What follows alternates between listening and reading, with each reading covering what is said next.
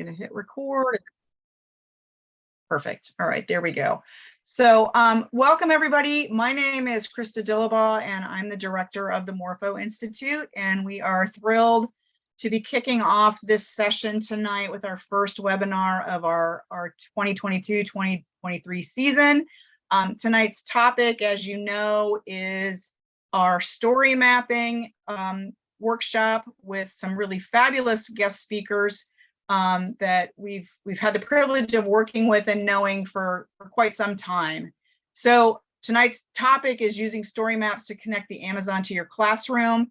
And I'm just delighted, first of all, to acknowledge and thank Herb Thompson, Geoman Thompson, for helping us get this launched. Herb's been a force for geography for a long time and has been a real friend of the Amazon. So thank you, Herb, very much for initiating this.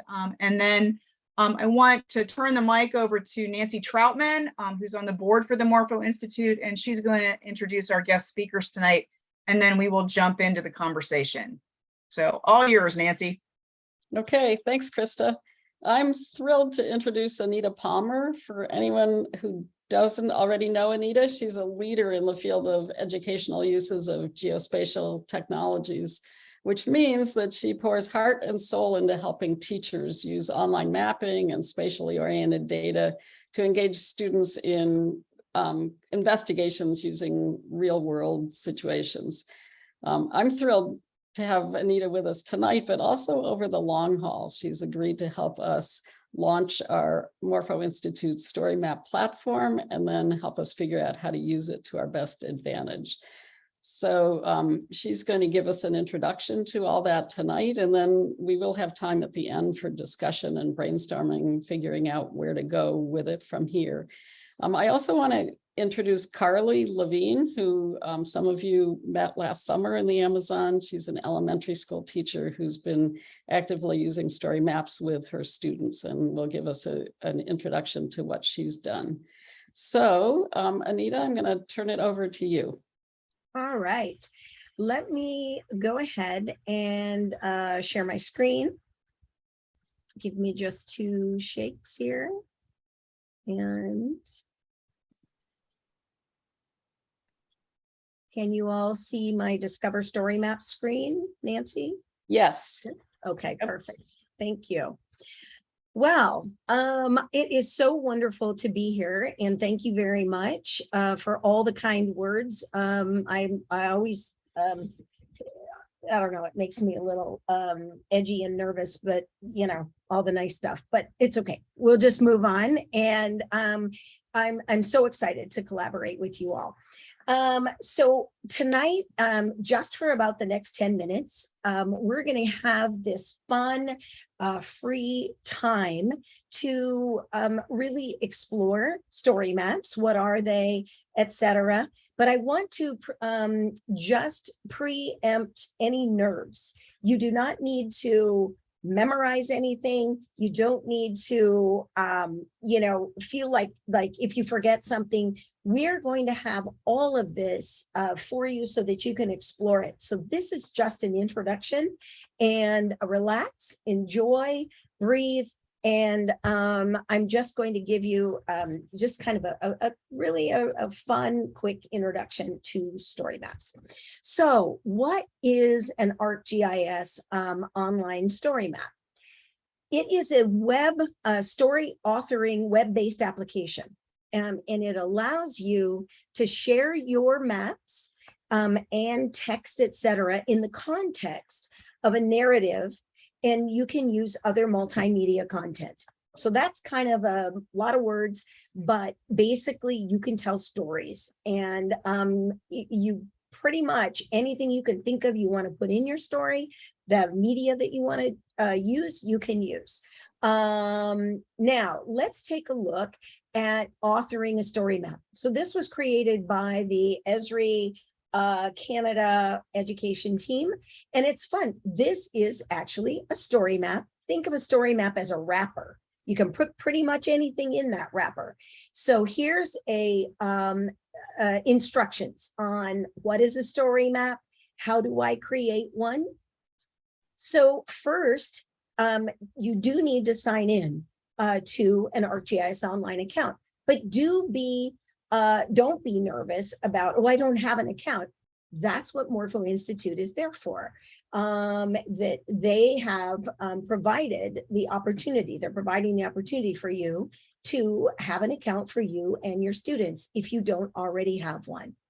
So after you sign in, you get, and you click on, I want to create a story map, you get this very simple template, and you can start filling in, adding text. And this little story map obviously has some little movies that show you how to begin to add text, etc. And it has words here on the side, on this slider. Now, you want to add some images? Sure, let's add some images. So you can, if you have an Unsplash account and you like to use that, or some other, imagery account, you can do that. And if they are hosted online, you can grab those embed codes and you can put those in. You can also add images from your device. If you have saved them, you can upload them into the story map, etc. It tells you how to change images and gives you all of that information as well. Now, if you're an map user, an ArcGIS Online map user, and you have a map, you can just point to that map and you can include that in your story map. If not, you can do what's called an express map. And an express map is already, if you're clicking up here on the right-hand corner, it's already created for you. And then you can put markers, you can do trails, etc. Herb Thompson has become a master at really using express maps really well, and creating fun, immersive experiences using maps. So that is that. Oops, excuse me. And then at the end, when you're kind of happy with your story map, now remember, you can always change it along and add to it along the way, but you can share and publish. And if your students just want to keep it private, they want to practice, etc., they can just leave it private. They can share it within their organization or just within the school organization account or the Morpho organization account, or they can share it to the public. Whenever anything's shared to the public, we do need to be sure there are no names of students, and we don't have any PII, that we've gone against those regulations. But within the organization, nobody but the organization can view those. So you're good to go there. And we also, well, we'll talk a little bit more about that. So I'm going to leave that for the last few minutes at the end. And then your map, your story maps and your student story maps will be saved within the Morpho Institute organization account. All right, so let me give you some fun examples. So here is a story map. The Esri Canada folks, they have done some really fun things, and I love this. This is the Rolfe Road Elementary School. And I'm going to guess this is in Toronto because that's where their main offices are. So Mr. Cushman, in the fall of 2019, his grade 3 students had this question. They wanted to know, what's everybody doing on the playground during recess? And so they were thinking, well, how do I do that? What do I want to know? The bell rings, we go onto the playground, but then what's everybody doing? It's struggling here a little bit. It's not showing this. I'm hoping. Okay. Zoom is in the way, but it's okay. We'll get down. These are some amazing photos, but I believe as we get down further, we're going to be able to at least see our graphs, etc. Unless I'll try this here real quick and see if we will be able to bump this back into gear, but everybody knows. Okay, cool. Perfect. There we go. I just needed to refresh. Zoom kind of got in the way. Sorry, but I want you to kind of get a sense. the face, right? Who doesn't love a third grader? And so they really thought about what they wanted to do with the information that they were going to collect on the playground. So noticing we're putting images of videos in, these folks, parents signed off on all of these. So this map has gone wild and woolly. But as I said, all PII was signed off on there. So we're good to go. And as we can see, you know, excuse me, kids, I know you're in the middle of recess, but they're like, oh, are we going to stop everybody when we're at recess? So then they became junior social scientists, and they thought, let's create a survey about recess. They created a movie so that they could send it to the different grades. And they came up with questions that they wanted to ask all 339 students at Rolfe Road Elementary. And here's their survey. You know, what do? Do you play competitive games, collaborative games, building or making something, fantasy games, by myself, etc. And they put a little map of their school in there, an image. And then the survey automatically, survey 1, 2, 3, automatically graphed the data that came from those 339 students at the school. So you'll see competitive games. Wow. All right. I guess I'm not surprised, right? But the next one was building things. So then they wanted to look at it on a pie graph and kind of take a look at it that way. So there's a pie graph. And then they were like, well, let's look and see what it looks like by grade. And there's the graphs by grade 1 through grade 6 of what they wanted to do. Well, what's our next question? Well, okay, what about gender? Do boys and girls do things differently? I don't know. So they graphed that as well. It's a stunning example of a story map that students have participated in from A to Z. Now, I want to show you some other resources. So there were classic story maps. For some reason, everything is doubled up in here, but that's okay. And in here, in this classic gallery, you can kind of scroll through. And there is one on here, and I'm happen to have made this one for the Texas Alliance for Geographic Education. And it is on Texas cattle trails. Now you might think, oh, it's Texas, right? Well, yes, it is. But there's a great video, gives you some ideas, questioning strategies for the students. Great imagery. I used all imagery that I could cite that was available in the public domain. Then I created simple maps. And so that the students could click on the map and get ideas of what it was they were looking at. Here's Goliad. And I made sure to cite all of my images, etc. So as we go through and you're like, well, I don't know, it's Texas. Sure, I don't teach Texas history. No, you don't. However, many of you may have to teach in a US context. And if we can look at this, we can see how many states are involved in this. We have the Union Pacific Railroad, etc. How did that cattle get to food centers, people centers, etc., and more information. So that's another fun way of looking at that. And those are in the classic gallery. Then we have gone into the newer gallery. And there are folks, there's only 186 of them here, but there are over 1 million story maps now. And I'm going to type in to show you that you can do, so I'm going to do biodiversity. So what kinds of story maps are in my biodiversity area? And Nancy, how am I doing on time? I don't have the schedule. Krista, do you have it? Yeah, Nita, you need to wrap up this section here shortly. Okay, terrific. I want to show you, and I'm just about there. So in this section of the classics, we have great wetlands of the world. And you'll see that there's, this was in the biodiversity. This is a 3D map. So you can see, we're going to move over to the Amazon.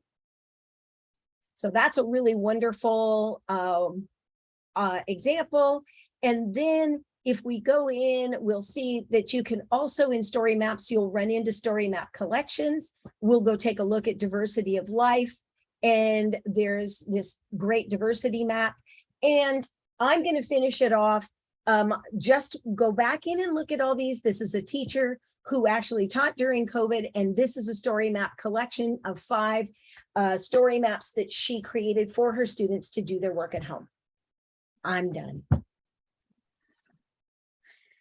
So Anita, thank you for that introduction Sure. to, I mean, there's so many story maps out there that we can use without creating our own. But we also want to look into what we can do as the Morpho Institute and participating teachers in creating our own. Do you want to introduce this idea of the Morpho homepage here? Sure. I created a homepage with the map collections that are in the Morpho Institute ArcGIS Online organization. If you have an organization account, you too can create a homepage, and it's really quite simple. So basically, I just came up with, actually, Nancy gave me some text to explain. So when somebody lands on morphoinstitute.maps.arcgis.com, they get an idea who Morpho Institute is. And then we can come down and there's the Morpho story maps, general story maps about the rainforest, and we'll add more to that. And then teacher and student story maps. And Carly is going to take us through on a tour through hers. So that's a general, simple homepage for the Morpho Institute ArcGIS Online account. Thank you. So I think what we want to do is just step through a couple of these story maps. And so as Anita said, we have thought of 3 categories. One are story maps created by some of us in Morpho that just to explain about the Amazon or to be useful in teaching. The second category is ones created by other people that just look like they're useful information about the Amazon. And then the third category is maps created by all of you teachers and students who are teaching about the Amazon and possibly collaborating across the platform with other classes. So let's go up to the top. And these are really simple story maps that I threw together just to show what could be done. So the first one, from Iquitos to Axe, is meant to be an introduction to what's it like to go be in the Educator Academy. So you can, if you scroll through it, it takes you from site to site. So the first one is the airport. You land in the airport. And if each one of those sites on the map has a pop-up window. So Anita, if you go to the airport one, to the window there, there actually are 2 photos that you can scroll through. So you can see it's not really like my hometown airport. It's got outside are, not buses mostly, but these moto taxis. So that's a brief introduction to what it's like to land in Iquitos.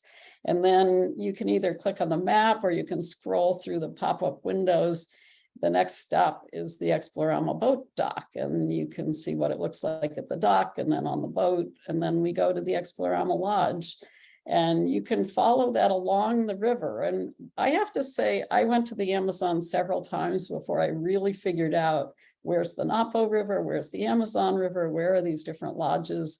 And having this sort of geospatial reference for me is just really useful. So I hope it will be also for people who are thinking of going to the Amazon, and for people who've been there and come back home and then think, where was I? And, how did this all fit together? So with Explorama Lodge, again, you can click on that one. Sorry. And it's got several pictures of, what it's like at the lodge. But also you can see that little green tab down there, eBird hotspot. One of the things I wanted to be able to explore was how do we start putting our data into these maps? And eBird hotspot links right, you can click on that. It takes you to the eBird page. And this is not old data, this is in the moment data. So you can see the latest person who submitted to eBird from that site was on August 1st. Anita, if you scroll down, you'll probably find some of us from this summer who submitted from there, probably Randy and maybe some of the rest of us. So you can see this is current data. And I think it's really exciting that we can just link to that from the Explorama Lodge. So yeah, that's that's good. Oh, there I am. Yeah. And Randy and others. So anyway, that will keep updating all the time. There's not a thing you have to do to it other than link to it from your map. So then we spent a couple nights at Explorama, then we went to Explore Napo Lodge, and it takes you up to where that is. Again, there's an eBird hotspot. We don't have to click on this time, but I also explored like, what's it like to add sounds? So here's the laughing frogs, one of my favorite sounds from the Amazon.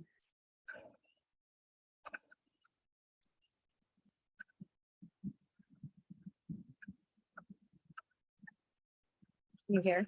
Not very well. You can hear it better in person. We'll send the link out. And then the smoky jungle frog is that one that some people wanted to turn off because it was so repetitive. Anyway, you can explore those later and actually hear the sounds.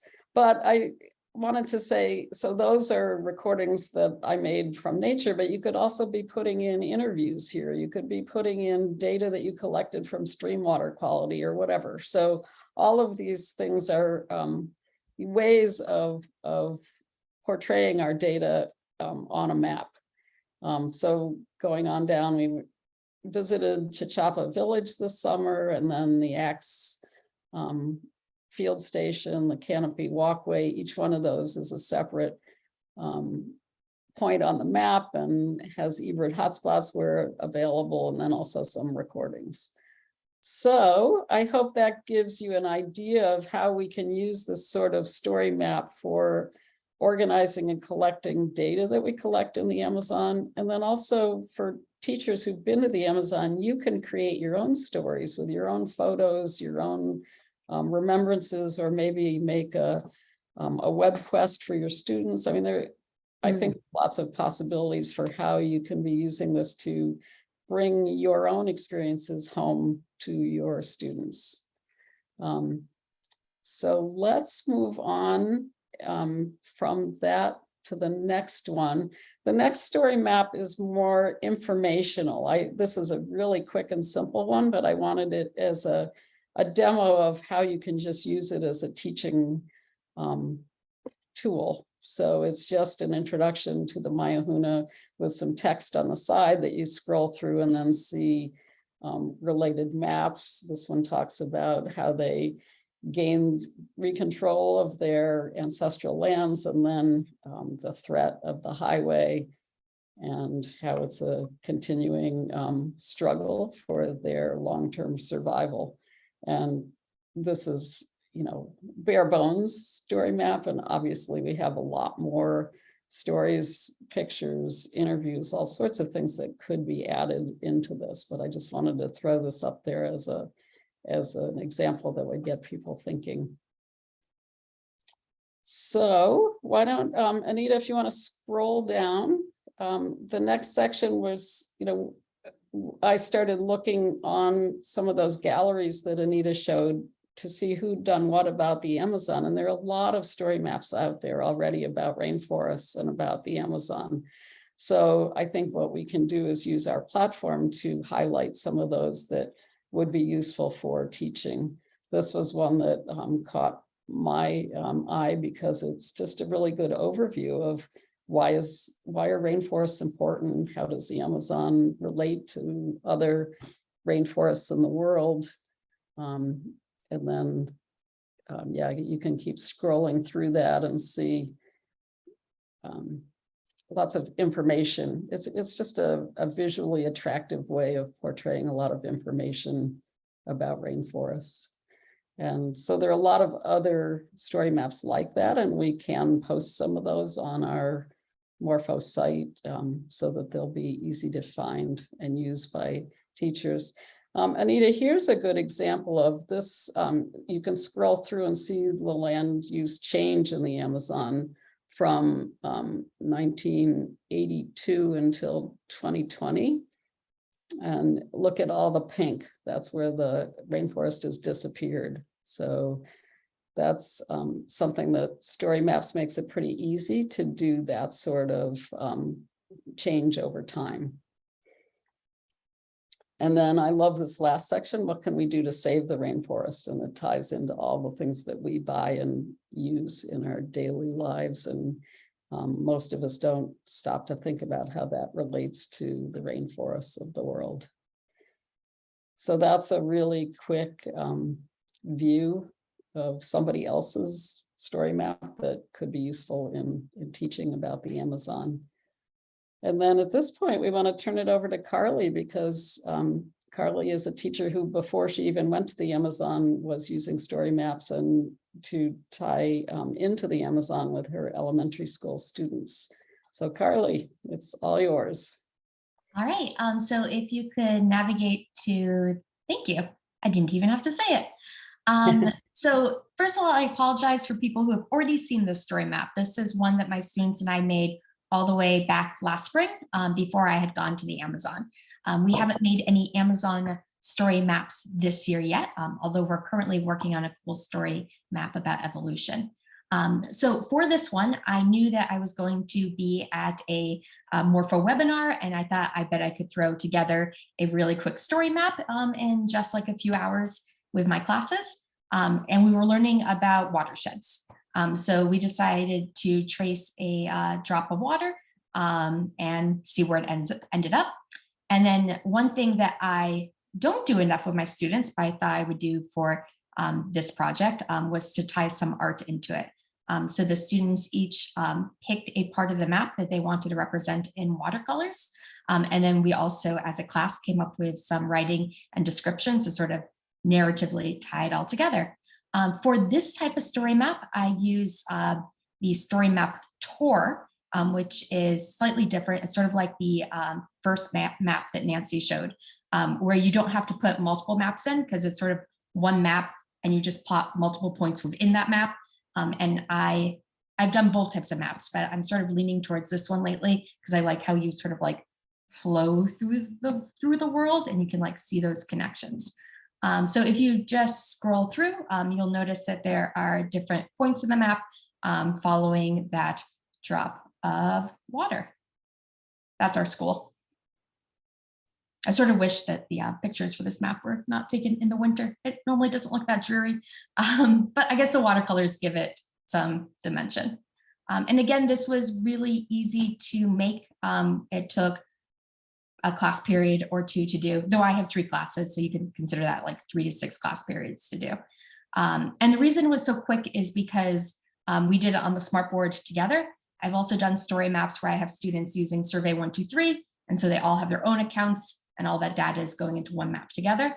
And that generally takes more time just because I have little kids, and so setting up the tech takes a lot of time. But doing it together wasn't difficult at all. And I think it looks better than it only took us a few class periods. And it was something that we were able to share with a nonprofit called Project O in our community, who does a lot of things with watersheds. And so they were happy to share it with like their groups, and it made the kids really feel proud that they were sort of taking an education role by taking what they were learning and putting it in a form where other people could learn from it. And that's basically it. So Carly, what thoughts do you have? What are you going to do this year? Are you building on that? I am really excited that the Morpho Institute is also making maps, because I am happy, or I'm excited to take that as like a base map, because I, like you, Nancy, sort of was disoriented when I was in the Amazon. And so having those GPS coordinates that we can go back to, and I was even thinking about maybe making a map that we add to throughout the year. For example, we were recently learning about bees this week. And so I showed a few pictures of the stingless honeybees and being able to like almost plot what we're learning onto a map that already, for my benefit, has the GPS coordinates in it. We can connect what we are doing in our town in Connecticut and make comparisons to the Amazon. And then once we have all of those different connections, I feel like when the kids make more connections, then they're more likely to naturally lead into like a conservation or action mode. So I'm hoping to make lots of connections on the story maps and then see what happens. Well, that sounds wonderful. One of the things that Anita and I have been talking about is we have this platform for Morpho that we're looking at here tonight. That's the public platform where we can put things that are more or less finished.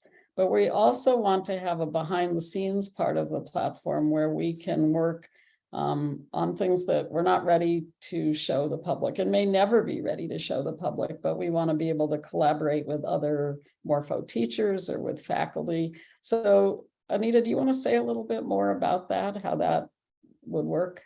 Sure. So the story maps, everything that I showed you earlier, along with Carly's and Nancy's, the ones on the homepage, those are all considered to be public shared maps. And everything I showed you tonight, you do not need a login, and you can go and shop and open them, include the links on your websites and in your Google classrooms, etc. All public.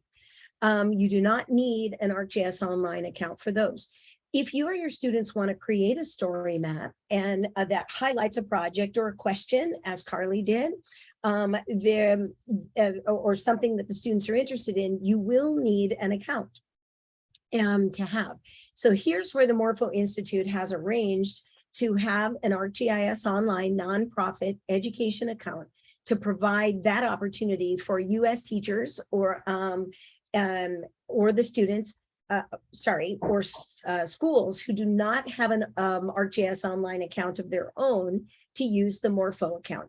So here's where Nancy and Krista and I were kind of talking about, this will allow you as the teacher and your students to be able to sign in with a non-identifiable login and create story maps of your own. But you'll be able to kind of, and this is what we all need to, as a group, need to think about we're going to try and make a process for you so that all your students will be in an area and you'll be able to really be able to kind of see what they're creating, etc. Then this will provide the opportunity for you as a teacher group as well, that if you've attended the Amazon Institutes, etc., and you want to collaborate on data collection while in the Amazon and also at your school, as Carly did with their students, so following the drop of water, they might, one of the suggestions Nancy had is let's do a meter, throw out a hula hoop and see what kind of biodiversity we find in there. And we map that. And then there are teachers and students all over the country, all over the world, maybe, who are doing the same thing. And when you're in the Amazon, and we can map that and collaborate within the Morpho Institute ArcGIS Online account, so we can see what's it like in other places around the world. So we're working on that. And but finally, if you do not have an ArcGIS Online account and you believe your school would agree or your district would agree for you to have one, they're free. They're free to K-12 globally. And so they have included a link to that page. So I think, Nancy, that's what you needed, right? Mm-hmm. Okay. Yeah. So we have whipped through a lot of information in a hurry here, and I think we should probably pause for questions. And then we deliberately left a chunk of time at the end for brainstorming about, what good is this? What do we want to do with it? Where do we go from here? What are the next steps? And I should say we had a brainstorming session when we were in the Amazon this summer during the Educator Academy, and there was a lot of enthusiasm for things, for two ideas. One is ways to connect from your classrooms in the US to what's going on in the Amazon. What's it like there, making it more real for students. So that's one train of thought. And then the other was collaboration among classrooms in the United States. So that's where Anita was mentioning the idea of like the 1 square meter, what's growing in your neighborhood versus my neighborhood versus a chunk of the Amazon rainforest. So those are just a couple really quick ideas that were thrown out. So what we want to do is open it up to question and answer, and then also to just brainstorming of ideas.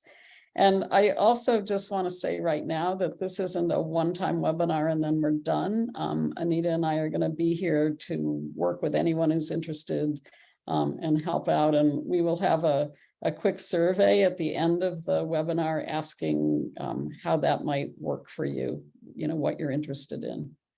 So why don't we open it up for questions first? Is there anything that didn't make sense or that you want more information about?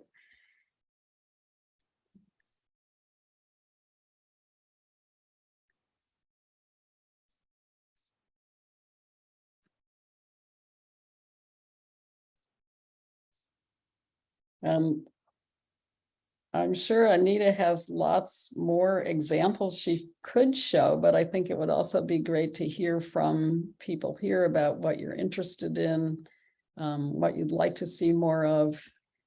One of the things we're thinking is that the Morpho site can be a platform for hosting some of the best of what's out there produced by other people about the Amazon, as well as what's produced by our own classes, teachers and students. Well, I clicked on the link in the chat, and did it open up in my shared window? This It's showing, yes. It did. Yes. Well, does Herb want to tell us about his map and what he did to come up with this? Hey, you have to excuse my semester at sea background that I have up for some other Zoom meetings, but Nancy, I have to start with you and say those 2 story maps that you created, you've done more with StoryMaps than I've ever done with your first 2, because I think they're so rich that you're able to put in sounds and video and pictures and maps and graphs, and you've already exceeded what I can do. I always start with maps, and so I just used the basic platform. And this one I just wanted to create for Exporama and for Conapac, their nonprofit, because like 2 of you have already said tonight, when you first go to the Amazon, spatially, we all wonder where we are. And I thought it would be wonderful if people were traveling to Exporama could look at a map like this and find the places that they're going to visit. Or anyone who's been at a teacher institute with Morpho could show their students where they have been. Or they could use it as a template and add their own photos to it as well. So this one is just got everything like Nancy did, from the airport all the way out to Axe and Sukasari, where the Mahuna are. It's just very simple, but somebody could click through it and find each lodge or the canopy walkway or whatever they were looking for. Anita is also going to help out. I think we're getting together this week. Conapac, which is the nonprofit for that Exporama started, that does the Adopt a School program and other programs in the Amazon, and create a map based like this with all their 50 or 49 communities, so that they're going to be able to see those. We're hoping to do that pretty soon. And Herb, can you, excuse me, what do those data, I know the answer, Herb, but what do those data have that allow us to know and where those communities are? Well, I think they've sent already coordinates, GIS coordinates for So all that the one? communities. Yeah, Yeah. and it's in a database already, just in a spreadsheet. And what I have to learn, like exactly how Nancy created such an amazing couple of story maps without any problem, is how to put sets of data into things, because this data will just be the location. But for Conopac, it'll be important for them to put some information, embed some other types of information in there, just like teachers would do if they were doing a study site, like out at the Canopy Walkway or along Culebra Grande, going out to Axe. If they were putting bird information or temperature information, how could you put more data in? And that data would be, what type of community is it? Does it have just adopt a school? Does it have a water plant? Does it have a community garden? Do they have an amphibian club, bird watching? Conopac does several programs, and so they'll be able to, even potential donors would be able to go over and see a community and see what Conopac is doing in that community very easily. So that's what we're going to help them with. But I started this one just for people like the rest of us, Nancy and Carly, when you said, I wasn't quite sure where I was, at first. Now some of us have been so many times, we have a good idea, but I wanted anyone from a guest from Exporama to a teacher that just attended Morpho to be able to just go grab this map and show their students where they went. And then hoping it would inspire them to say, hey, well, I've got great pictures and I have more detail about what we did at Axe and why when we visited the Maihunas. So I just wanted to get things rolling. It was the motivation. So, I have a question. I'm sorry, that I just jumped in. But all of you all who have been to the Amazon, and I mean, my husband and I have been a couple of times, but we haven't had a classroom to go back to. I mean, Roger did, but what do you see? How do you feel about connecting what you learned when you were in the Amazon with your classrooms? Where's the connection? Is there a connection? That's my question. Anita, this is Terry Wilson from Connecticut. And I've been down twice, and some of the connections that I'm seeing here would be that whole watershed piece.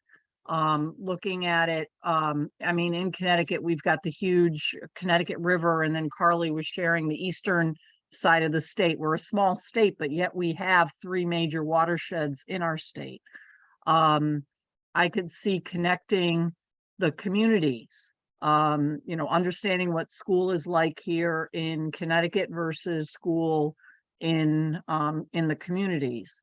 There's numerous angles we can look at it. We can look at it from an environmentally sustainable angle. What are we doing at our school to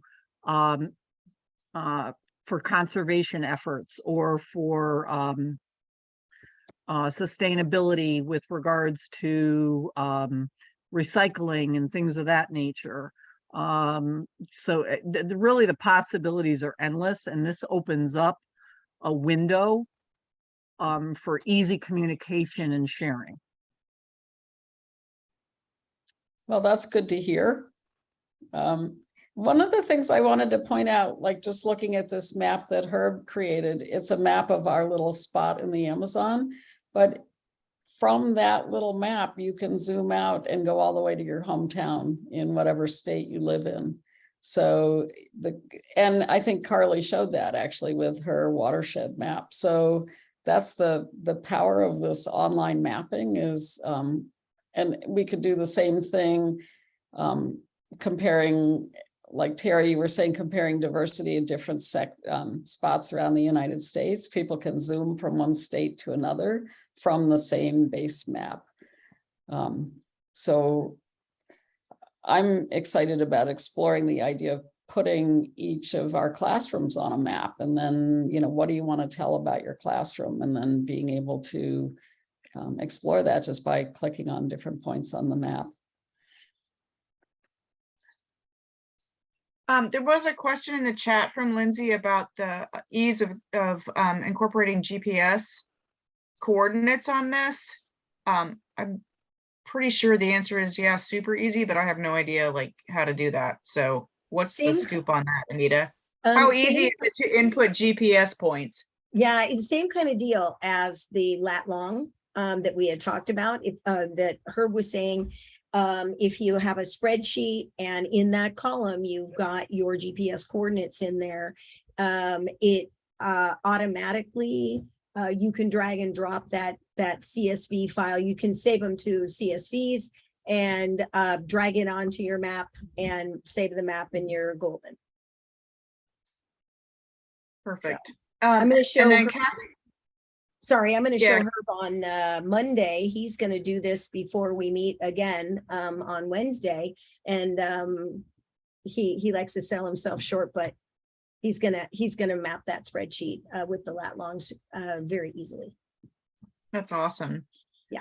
So there's another question, but just as a side note, this is Krista again.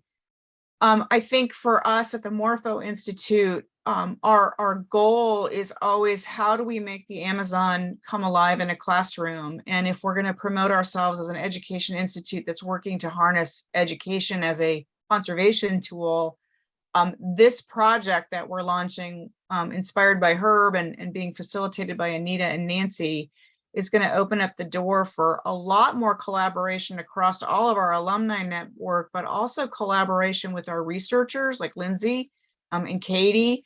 I had a lovely conversation with our friend Brian Griffiths, who was the executive director of the ASEER. We're hoping to collaborate with them on some of these projects. It's an opportunity for us to help amplify the story of our Indigenous partners, the Mayahuna, and their very positive conservation story alongside the struggle that they're facing with this road. And again, bringing that through into classrooms and just expanding all of that. So I am very, very excited about how this is going to allow all of us to communicate in new and different ways, individually and together, and just, I think, really create some really amazing resources that will spread the word about how important the Amazon is through our lens as educators and through our experience in one particular part of that. Kathy Hockman had a question. How easy is it, or I guess do you have to have an account to view someone else's story map? So if you can just circle back around and kind of walk us through a little bit between the public and the private and the ability to navigate those two different sort of hemispheres. Kathy, if you and the other story maps are in are housed in the same organization, so in other words, the Morpho Institute, they do not have to be shared to everyone. We can just share them within the group, and everybody can look at each other's story maps. So that's pretty simple. There is another, I mean, if we want to get more complex, there's some other ways to share between organizations, and where they would not have to be, shared to everyone in the world, but we have to put you into groups. So I don't want to split a whole lot of hairs on the technical of but we can, depending on what you all want, we can really kind of do the dance and make that happen. But if you are in the Morpho Institute org, we can keep everything locked down, and everybody can view each other's story maps, and we're good to go. Can I elaborate? Anita, Oh, sorry, go ahead. To look at the initial maps you were showing, like from the Esri gallery, you don't need an account at all, right? Those are public. to the world. Yeah, So the it's 90% of what I showed you was Yeah. public.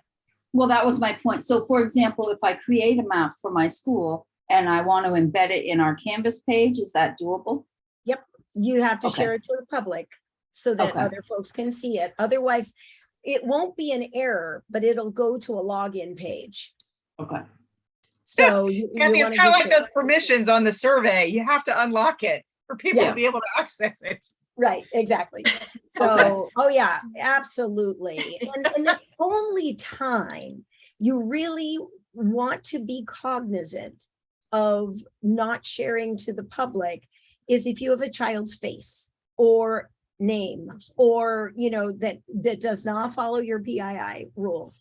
But if you're keeping kids' faces and identities, and this is where they can just be student 1, 2, 3, student Yes. 2, 4, 5. Okay.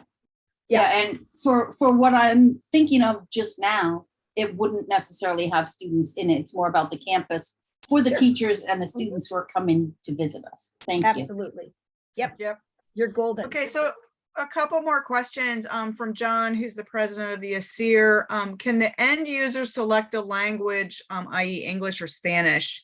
Like if we get Peru involved in this, can they select a language and have this all be done in Spanish? I think we can do, because the Esri products are, have a whole phalanx of alternative languages to English.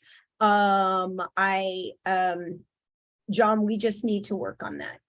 But I believe we can make that happen. Perfect. That'd be great. That would be very powerful. Yeah, that would be and great. I then- just, oh, sorry. No, go for it, John. Go. Yeah, I just talked to another group this morning in Brazil. She was part of Planetary Health. She's an educator for educators. And she independently brought up this idea of maps and story maps. I said, oh, well, I'm going to a seminar tonight. I don't know if she was on. I gave her the link. I don't know if she was able to make it or not, but she was really interested in having a very similar component like this in Portuguese as well. So I don't know if that's possible. It seems like there's a whole bunch of organizations throughout Amazonia that would be interested in collaborating on this. So I appreciate you guys so much for taking the lead on this and starting this. It's been a conversation that's been circling around for a bit of time now. Cool. Yeah, we are super excited about it, and what Nancy and Anita have put together thus far. You know, we've just provided like the scaffolding. There's just so much. So these things can be built out, you know, forever and ever and ever, and we're super excited about that. Kathy Richardson, that link that I just shared that I will share you again. She's asking, how do we know if we're part of the Morpho account? Well, nobody is yet, but you'll have the opportunity to get access to that. And Nancy, you'll be shepherding everybody into that space, I believe is the plan. I have just dropped into the chat the StoryMap resource links. This is a PDF that we will be updating with a whole bunch more links that Anita shared with us tonight. I'm not going to overload you with that now. So if you can download this PDF directly from the StoryMap link thing. And then I'll send out this link again with a link to the recording, and I'll send it out via email to you as well if you can't pick it up out of the chat. We did also put together a survey that I've included in the chat as well. And I finally got that unlocked. Thank you, Kathy, for helping me realize it was locked. Just trying to get a handle on who you are, how comfortable you are with story maps. Are you beginner, novice, you know, expert, and how you see Morpho being most helpful for you in working with story maps. So if you could fill out that survey for us, that would be terrifically helpful for us to keep this conversation moving forward. So Nance, is there anything else that you want to say about logging in and gaining access and kind of what that process might look like? Yeah, so I think what we'll do is send out an email inviting people to be part of the Morpho Institute site, and then anyone who responds can send me their preferred email address, and then we'll log you into the site. And so the site that Anita showed tonight will always be public. What you'll be able to sign into is the more private parts of things, which will let you create your own story maps and to share them either publicly or privately. So yeah, so please do send me your email addresses, and then Esri will send you a link, and you'll need to respond to that in order to be part of our exclusive club. And as Nancy said in the beginning, we will be coordinating an ongoing series of PD on this. So for this core group of people that are interested in digging in and jumping in, we've got Anita, who's an expert on this. Herb's proficient with this, obviously. Nancy's coming along quickly. Carly's gonna hopefully be on that team. Debbie Morgan was also with us last summer. She does a lot with StoryMaps. We've got a number of alumni that have been actively doing this already. And then So I Roger think will be here. we've got the leadership in place to be able to help move this project forward effectively. So super excited about that. And thank you so much, Anita, for all the energy you put into this and helping us get this launched and getting this all built. And Esri for setting us up with this account and this opportunity. So really, really excited about it. And I do want to just tell John, if you've seen that, copy that link, John, as long as you use vector maps, the maps will translate. And then we just need to be responsible for the text, translating the text. Okay, that sounds great. Awesome. Yeah. I appreciate that. So Okay. John, I actually have a question for you. I'm curious how you and ASEER would like to be involved, because we would love to have data that we can build curriculum around. And I know that ASEER fellows are doing research in. Yeah, so we have conservation fellows that are doing research. We just finished up an artist in residence program where artists were working directly with scientists. And then we just hosted a large exhibition in Puerto Maldonado. We've done, Brian Griffiths with his work with the Maihuna, but personally, I've done at least 8 years of work with the SEAHA in Puerto Maldonado in the Madre de Dios region. So we would love to incorporate a lot of video, a lot of imagery, anywhere from microorganisms all the way up to, macro, or, some of the larger flora and fauna of the area too. I'm very interested in medicinal plants, traditional ecological knowledge with the indigenous communities. So I think we would have a lot of information to add in. Written an entire book with the SEAHA, with basically me facilitating them telling the story of who they are, embedding traditional oral histories of indigenous communities. That could be with illustrations, could be with video. So I think it's really endless, the possibilities. I would love to see anything that ASEER puts in as open source that people all around the world would have access to. So that would be my particular preference. But obviously I could definitely see the reasons behind keeping more things private as well, depending on what individual folks are interested in, especially when you're thinking about, like, we're looking at doing a project with kind of cataloging some of the large trees on private owners' properties and potentially paying them a yearly salary to not cut down these trees. So certainly we wouldn't want to put GPS coordinates on there so that loggers could go on and be like, great, we don't have to search for any trees. Here's all the GPS coordinates. So also things like sacred sites to some of the indigenous communities, you certainly wouldn't want to put GPS coordinates on that sort of thing as well. But anyway, you're going to through an ethics policy and make sure everything aligns and go from there. But yeah, I think this is awesome. And like I said, we've been talking about this and talking about this exact platform actually, but I don't see any reason to redo it. If you guys are already doing it, if we could plug into it somehow, that would be amazing. Yeah, I mean, this will be perfect to have a platform where the artists and scientists can be putting things up, and then teachers can be figuring out how, which pieces to use and how to use it. That's Morpho is all about. So sounds good. Excellent. Great. Well, I just sent an email, so I think we're going to try and catch up Tuesday. I think you have a meeting with Krista, so I'm going to try and sneak in on that for a few minutes, if that's okay. Perfect. Great. Oh, that works out perfectly. That's how we keep this all moving. So We do try to honor time on these webinars. We know it's late on the East Coast already, and you all are teachers and working way too hard these days. So please, I've included that link one more time for the survey and the link to the resources. I will follow up with all of you via email, and we'll get some things going here as far as next steps with Anita and Nancy, and getting you logged in and playing around with the resources. And then this will be our big effort for this coming year. So thanks everybody for dialing in tonight. And you know, we're always here, always love answering questions. And again, super excited to offer this new opportunity. I think we're all gonna move the dial even further on this idea of Amazon conservation in our own way. So thanks, appreciate it all very much. Krista, we Krista? got Roger too. So Hey, Roger. Thank you, Roger.